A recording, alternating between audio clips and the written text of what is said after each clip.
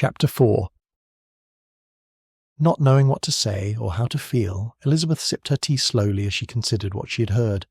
The way Miss Darcy had wrung her hands, flushed, and fought tears during her tale made it impossible for Elizabeth to brush the facts away as a fabrication. She lifted her teacup to her lips and allowed the warm beverage to flow over her tongue and down her throat as she swallowed.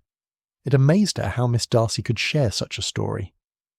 If it had been Elizabeth who had been duped by a cad and come so near to ruin, she would have had to have a very compelling reason to share it. She shook her head slightly before she took another sip of tea. Conversation swirled around her almost as freely as her thoughts twisted and turned in her mind. There must have been a very compelling reason for Miss Darcy to share such a story with a complete stranger. What had she claimed to be her reason?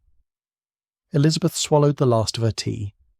Miss Darcy had said it was because Elizabeth was a lady Mr. Darcy admired, and therefore Miss Darcy did not wish to see come to any harm.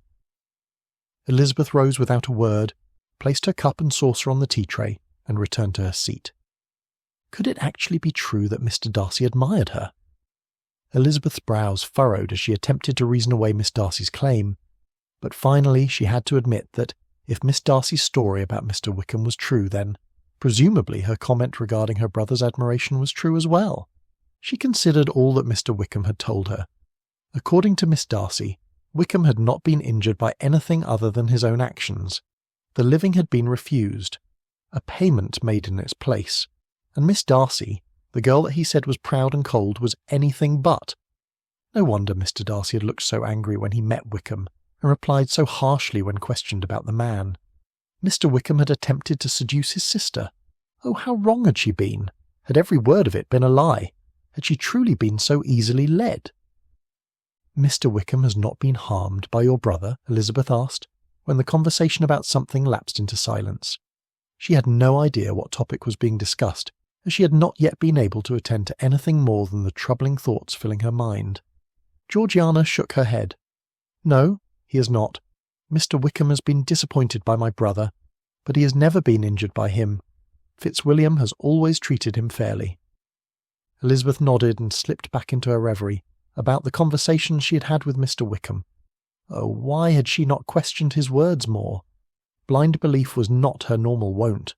How eager she had been to hear someone speak ill of Mr. Darcy, and for what reason? To assuage her own wounded pride, to assure herself that she was indeed better than Mr. Darcy had declared. That in so doing it could be confirmed that his character was wanting, and he was not the sort of man she should long to have notice her. "I apologise for unsettling you." Georgiana had risen and slipped onto the sofa beside Elizabeth. "It is startling," Elizabeth replied. "He spoke with such confidence. Mr. Wickham is very good at crafting tales. I should know, as I was completely fooled by them." Elizabeth looked at the hand that had taken hers and was squeezing it in a comforting fashion. "I think," Miss Darcy continued, "that he succeeds because we, ladies such as you and me, are agreeable and friendly with a trusting nature." Oh, Miss Darcy's words stung. If only she had been agreeable and friendly instead of intent on soothing her pride by hearing anything that would justify her contempt of the man who had injured her. She shook her head. "No, it is not my goodness that granted Mr. Wickham his success." She pulled her lower lip between her teeth and looked at the others in the room. She would rather not confess her errors to anyone but Jane, if even her. However, she could not deny the pangs of conscience that smote her, as Miss Darcy attempted to reason away Elizabeth's culpability in believing Wickham's tales. Therefore, after expelling one breath and drawing another, she began her confession. "It was my desire to find fault with Mr. Darcy that caused me to believe Mr. Wickham." Once again she shook her head at her own foolishness. Why I did not listen to Jane's cautions, I do not know. She saw the furrowing of Miss Darcy's brow and the concern in her eyes, and squeezed the young lady's hand that still held hers. "That is not true. I chose not to listen because my pride was injured." "Not without just cause," Jane interjected. "No lady's pride would be unscathed by such a slighting comment." She looked around Elizabeth to Miss Darcy, and then to Mrs. Annesley. It was at the assembly when the Bingleys had just arrived in Hertfordshire. We were all eager to meet them, of course. It is not every day a new neighbour takes his place in our small community. The town was welcoming, and Mr. Bingley returned their fervour in kind. His sisters and your brother, however, were not as enthusiastic to have met our acquaintances. "Mr. Darcy is not always comfortable in new surroundings," said Mrs. Annesley. "No, he is not." Georgiana added her agreement. "He had not wished to leave me, although I assure you, just as I did him, that there was no reason he needed to stay with me.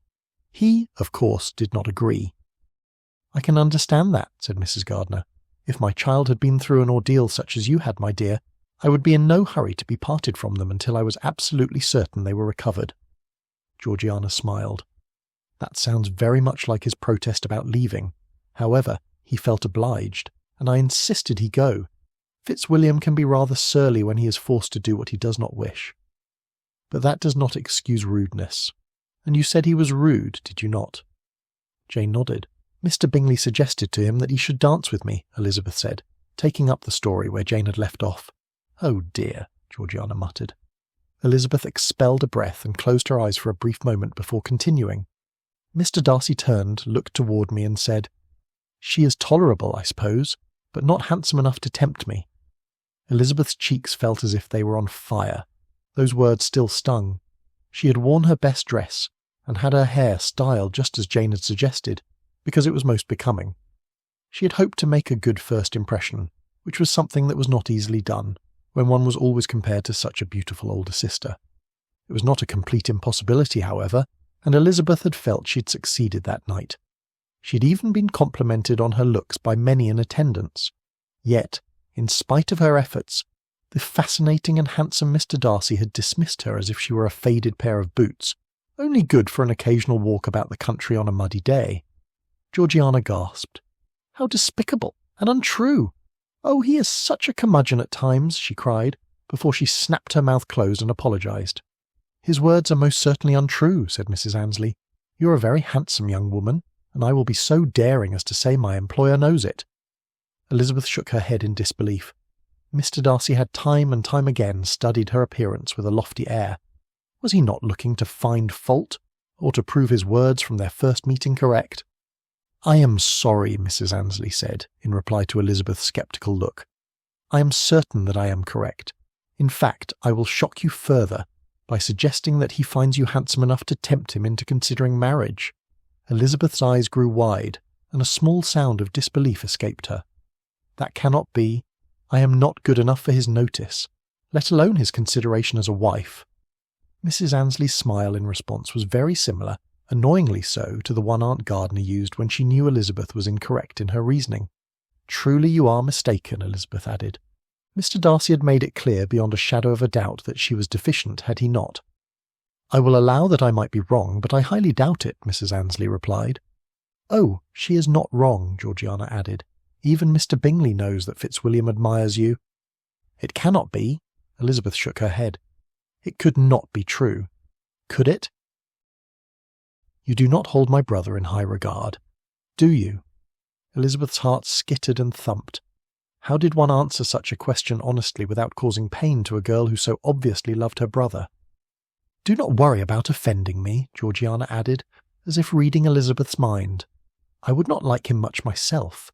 If he had said such a thing about me—" Elizabeth saw a curious look that she could not quite decipher pass between Miss Darcy and her companion, which was followed by a small nod of Mrs. Annesley's head. "Would you be willing to give Fitzwilliam a second chance?" Georgiana asked.